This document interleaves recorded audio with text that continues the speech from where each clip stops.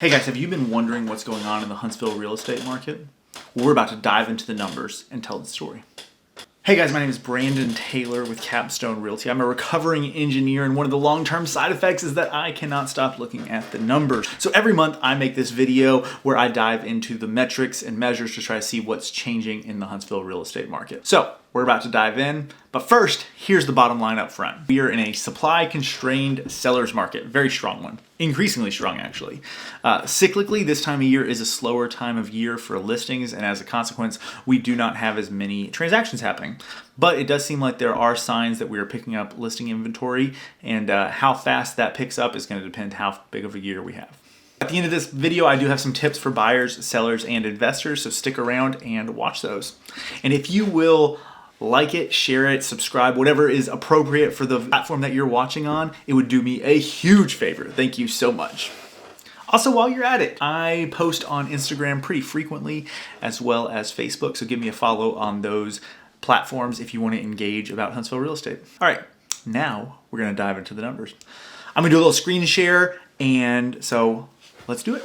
All right, so when we look at a market of anything, we want to look at supply and demand and any factors that may impact those things and see how the price is adjusting accordingly.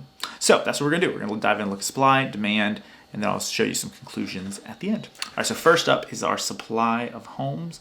This is a pretty straightforward metric for us to look at. The supply of homes is how many houses are currently on the market.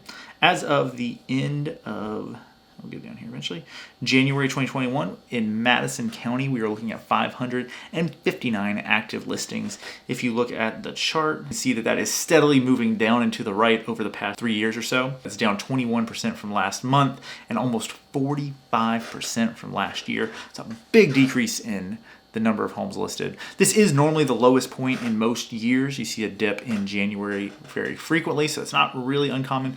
I thought this was pretty interesting. We also looked at breaking down that 559 by new construction versus existing homes. You can see the red line here is looking at new construction. And last month in December, they were basically the same number of previously owned versus new construction. Whereas this month we have a split where there are more new construction homes on the market than there are existing. So that's kind of crazy. When you look at new construction that are on the market, we're talking either spec-built homes by the builders or model homes and things like that. There normally is additional inventory on top of this if you're doing a more custom thing or doing a pre-sale for a house. And so that would not be included in this number. But I thought that crossing that line last month and then doing it further seems significant to me as far as this year being a big year for new construction. All right, next up, we're looking at the number of new listings that came up in the last month. This is obviously, if you look at this chart, you can see that there's a very cyclical nature to this chart of based on the time of year, people tend to list when it's warmer outside. And so we have that cycle continuing, but in January, we had 715 new listings, which is a 23.1% increase from December, which is normally the lowest month of the year, and it's a 0.7% increase from last year. Decrease from last year, which is essentially flat. We're talking about 5 houses. So it's a very similar number from last year, which is interesting because the year-over-year trend has been higher, has been up year-over-year, except for last March and April were kind of the exception. That was because of all the pandemic stuff. This is a little bit off of what I expected. I did make a little projection last month, and I was expecting more like 750 or so, just based off of the trend, and so we didn't quite hit that. Looking back at the last few years, February and January are generally pretty close. I think each of the last 5 years, though, February is higher, and so I'm saying marginally higher because we are struggling to get the inventory, so I think I don't think we'll have a big increase, but I think it will be a small bump to 720 or so homes. Now I do this daily chart where we look at the daily number of new listings and look at the 28-day, 14-day, and 7-day moving averages just to see what trends we see. The 28-day moving average went from 16 at the beginning of the month and was 22 by the end of the month. It made a pretty steady increase. My projection was about 25, and that's what we'd have to be at to get that 720. And we didn't quite make it there. And so I did look at the 7-day moving average for each week. So I picked a Saturday each week. And so that's the 3rd, the 10th, the 17th, the 24th, and the 31st. And those numbers were 15.7, 24.0, 23.4, 17.4, and 24.0. And so you'll notice that the first week, obviously the holidays, that makes sense. People hadn't listed yet. by the 3rd of January. It picked up those first 2 weeks, and then the third week, which was the week of the inauguration, there was a dip, and that whole week was a little bit less active. And so I think that's probably why is that people decided to wait because of what was going on in the national political world. And then the 24th, the end of the month, it picked back up to the 24 number in that 7-day window. So I think that probably is that 1 week was about the delta. So that's about 30 if it was at the average, which makes it pretty close to our projection. So I did not take that into account when I made the projection. So I think that is the why I missed it. All right, second up, we are looking at demand. Demand is a little bit harder to measure. Any demand measurement we're looking at is looking backwards, sometimes as far as 60 days. And so that isn't really a great measure of what's going on today.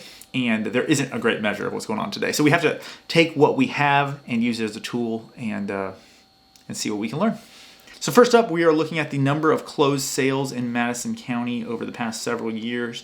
You can see that it is normal for January to be the lowest month among the lowest months of the year. Here it wasn't quite the lowest last year, but there was a big drop this month. It was a 28.9% decrease from last month and a 1.8% increase actually from last year.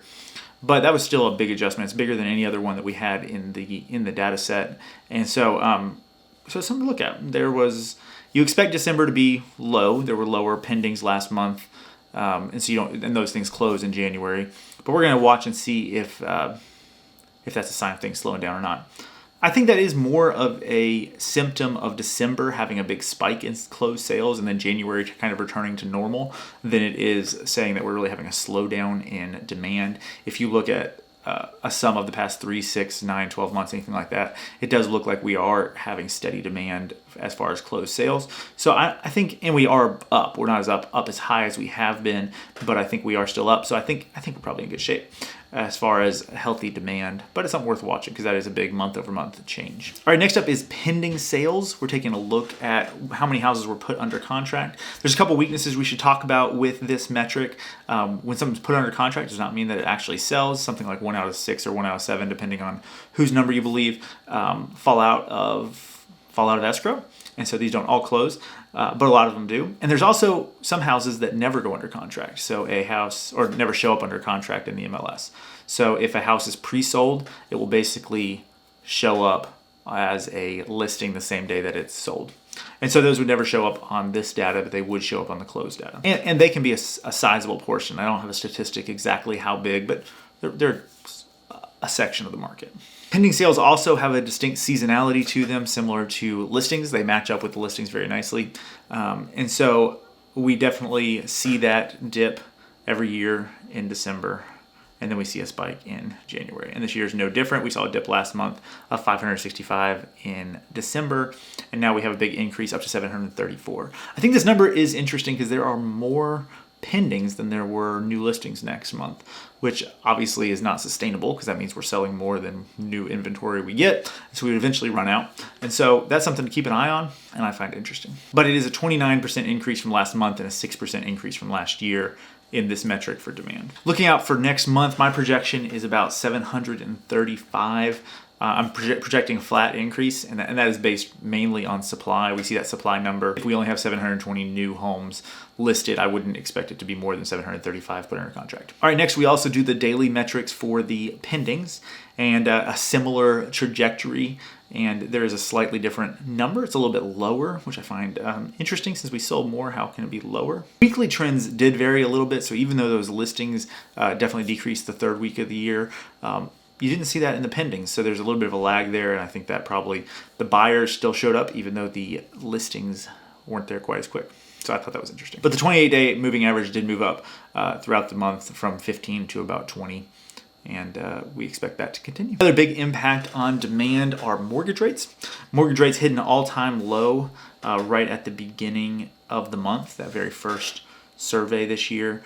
And there was a little jump the first week in January, and then they've gradually come back down. But that little jump still puts it amongst the lowest rates in history. And so I don't have the zoom out here, but we are still at the very low. Money is still very inexpensive relative to history.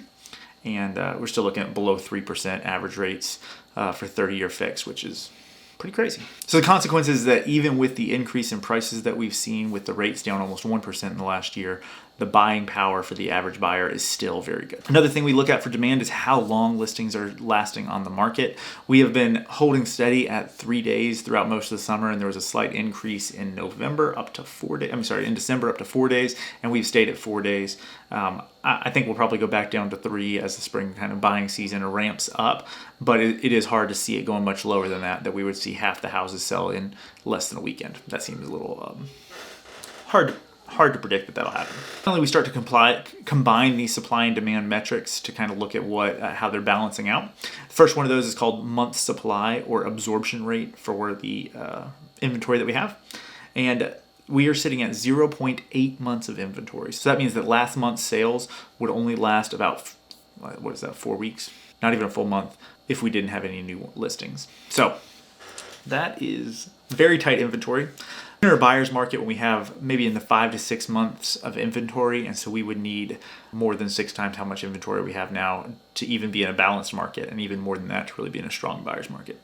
So we're very tight and have a very strong seller's market. I make this Delta chart, and I'm not sure how useful it is, but put it up here every month, and it tracks each day if there was an increase in listings or an increase or a net decrease in listings based on how many went pending each day, taken away from how many new listings we had each day. And then we follow the trend on if over the last 7, 14, and 28 days, if we're increasing or decreasing. You can see throughout the month that there was a gradual increase in the 28-day moving average, but both the 7 and 14 were in negative territory by the end of the month.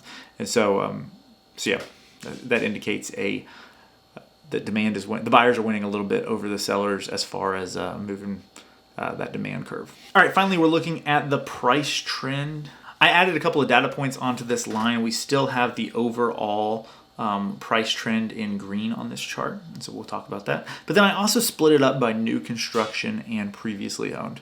And I think there's some interesting information here, and so let's talk about it. You can obviously see that new construction is more expensive than previously owned, which passes the sanity test. But what I find interesting is that the median new home it's 17.4% more expensive, but it's only increased 3.8% in the last year, whereas the existing home price has gone up 23.1%, which is a lot. I was surprised to see that because lumber prices have gone up and there's been a lot of demand for new construction. So I've seen a lot of those prices tick up over the year. So I was surprised that it was as a median in aggregate, it was that low.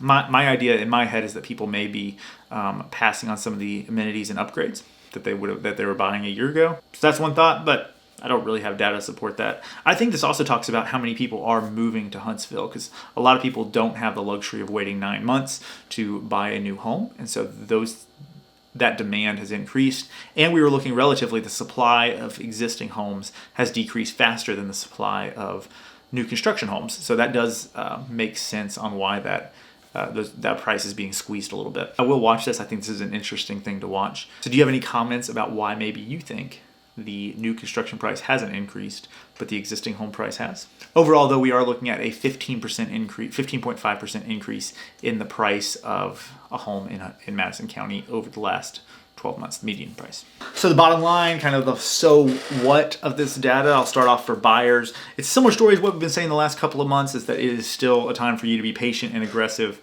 And maybe it's a good time for you to consider a new construction home. The bullish case is that buying in Huntsville is still a good investment because employment, the future prospects, all those things that all those economic indicators say that we are a growing city, and you expect real estate to grow along with that. The bears would say that the prices are getting too high and that it's due for a correction. I definitely find myself on the bull side in this case, and I think it's a good investment, a good place to hold your money, a good store of value, if you will. When I say patient and aggressive, I mean patient in that you got to wait for the right house. You have to know that probably means there's going to be some showings that get canceled and things like that. But then you also have to be aggressive, both in timing. When you see something that you're interested in, you need to jump on it, act quickly, and then aggressive in that the offer that you make needs to be as seller friendly as you can make it, as you're able to, especially if it's a house that you really want. And then the prices are continuing to increase, and so just be aware that, hey, the price is kind of the price on some of these things these days. So I would love to help you with that. and let me know if you have any questions. A thing to consider is buying a new construction house. There are a lot of good production builders out there that do have available inventory. And so some of the downsides of new construction, of course, is the locations are often less convenient. The prices are higher per square foot and those kind of things. But the plus and the other minus is that you have to wait maybe 9 months maybe to get a home. But the pluses are you get to pick all your stuff. It's brand new. It comes with a warranty. There's some real nice features to being in a new neighborhood. And so it's worth looking into. And finally, another tip I can give buyers is that it is a great time to, while you're waiting and being patient, is to try to get some more money.